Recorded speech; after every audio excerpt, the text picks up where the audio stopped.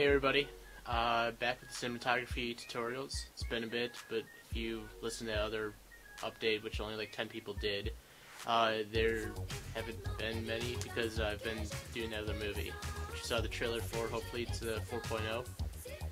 Title's a little lame, but you can use it. Anyway, so this week I'm going to be teaching you about actual cinematography, and this mainly involves different angles, different kinds of shots. So I'm just going to get right into that right now, and yeah. Okay, so first kind of shot we're going to do right here is a establishing shot. Now, you usually see these in the beginning of movies, so it establishes, you know, where everything is. Like over here's the post office, over here's the small, quaint village, city, whatever. Okay, next we move up to medium shots. Now, this is one of the most overused shots anywhere. Everybody's like, oh, I've got a camera, I'm just going to stay kind of far away from all the action so I can get everything. But when they do that, they don't get any emotion. You just see the people, they're doing stuff, whoop-de-doo. What you really need to do is a close-up. Now everybody's like, oh, a close-up, it's going to be so awesome. Now you can either use these well, or use them poorly. I know for a project last year, in my film class, we had to make an entire movie using nothing but close-ups and only one medium shot. So the challenge there was getting shots that actually looked good without just like overusing all these close-ups. Okay. The next kind is going to be an extreme close-up.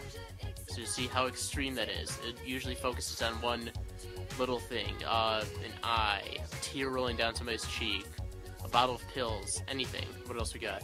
We got a medium close-up right here. Now, medium close-up, everyone's like, oh, isn't that just like a close-up except a little farther out? Yeah, pretty much. It usually starts right about at the shoulders and goes shoulders up to head. Next we got is a low-angle shot right here. Now, low-angle shots really make a person look powerful. If you want to, like, suggest somebody is, like, above somebody else or something, use the low-angle shot, because that looks darn good.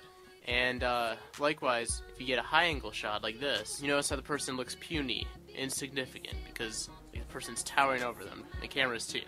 Now, when using these shots, and like you just learned all this, you're like, whoa, it blows my mind, because there's so many cool shots they could do. Don't focus on the technique too much. If you're doing everything right, you shouldn't even notice when you're doing these different kinds of shots too much. I mean, some people will storyboard everything out and plan like every little low angle, so this guy's superior, and like halfway through the scene he'll change to a high angle because he's rising in power. Some people do that. Other people, they just do it and it flows naturally. Like take for instance this simple little scene right here from my new movie, which you can see ahead of time. Ooh. Then what were you doing? Nothing, just lying here. Why? Is there something wrong? When isn't something wrong with me? Now, what you might not be able to notice right there is I didn't storyboard the thing at all.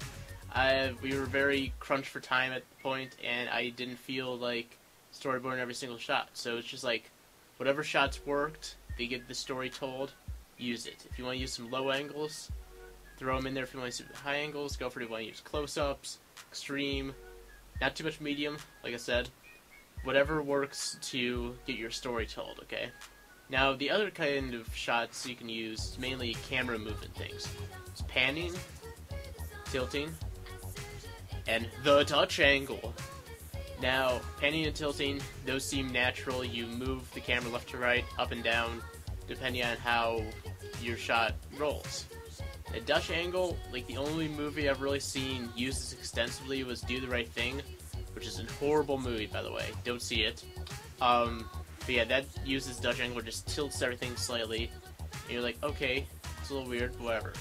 If you're using it in horror movies or other type stuff where you want like a feeling of kind of like disorientation, like I'm gonna lean to the side a bit, use that. Other than that, I wouldn't suggest it too much. That pretty much covers everything I wanted to talk about. This is probably a bit longer than I expected, but yeah, hope you can use these little short things, roll with it, and make some good movies. Next weekend, fight scenes. You want to stay tuned for that one. Until then, see you later. Que je ne trouve plus de sens à ce jeu.